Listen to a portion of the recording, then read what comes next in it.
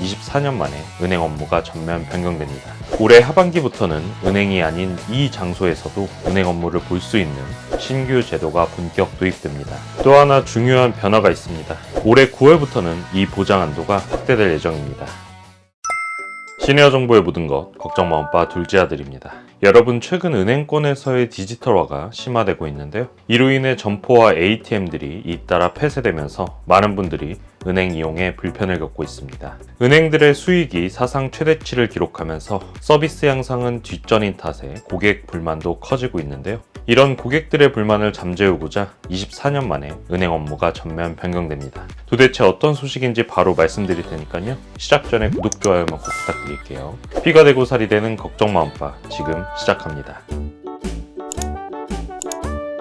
최근 고객들의 잇단 원성에 금융제도에도 커다란 변화가 예고되고 있습니다. 그동안 먼 지점을 찾아가서 장시간 대기하다가 집에 오면 녹초가 되기 일쑤였는데요. 올해 하반기부터는 은행이 아닌 이 장소에서도 은행 업무를 볼 수 있는 신규 제도가 본격 도입됩니다. 지금까지는 예금, 대출, 이체 같은 업무는 반드시 은행을 직접 방문해야 했습니다. 하지만 앞으로는 단 한 곳만 방문하면 본인 명의 계좌가 개설된 모든 은행의 업무를 보실 수 있습니다. 예를 들어 대출 상담이 필요한데 근처에 주거래 은행이 없다면 가까운 이곳을 방문해 신청서 작성과 신용 조회 등의 절차를 진행할 수 있습니다. 대출 심사와 승인 과정은 여전히 해당 은행이 맡지만 계약 체결 같은 기본적인 금융 업무는 이곳에서 처리할 수 있게 되는 것입니다. 이곳의 정체가 많이 궁금하실 텐데요. 바로 우체국입니다. 은행 대리업 제도가 본격화되면서 이제 꼭 해당 은행을 안 가도 우체국에서 은행 업무가 가능해집니다. 특히 우체국 같은 곳들은 동네마다 있는 경우가 많기 때문에 고객들의 편의가 크게 향상될 전망입니다. 달라지는 것은 또 있습니다.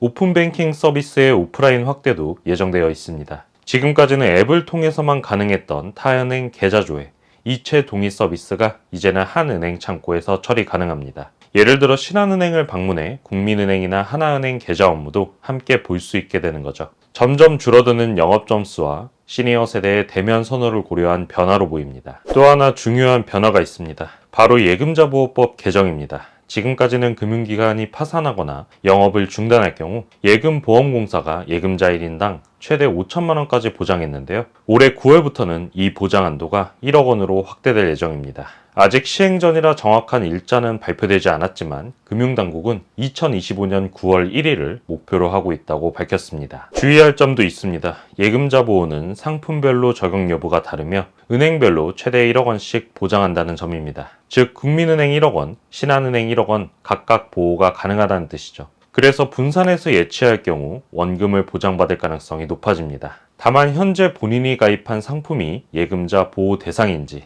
예금한 은행이 예금자 보호법 적용을 받는지 반드시 확인하셔야 합니다. 이제는 주거래 은행에 가지 않아도 은행 업무가 가능한 시대, 그리고 내 예금 보호 범위가 더 넓어지는 시대가 다가오고 있습니다. 이 변화들은 금융 접근성이 낮은 분들, 특히 고령층에게 실질적인 도움이 될 수 있는 중요한 제도들입니다. 올 하반기부터 본격 시행될 이 제도들 꼭 기억해 두셨다가 활용하시길 바라겠습니다.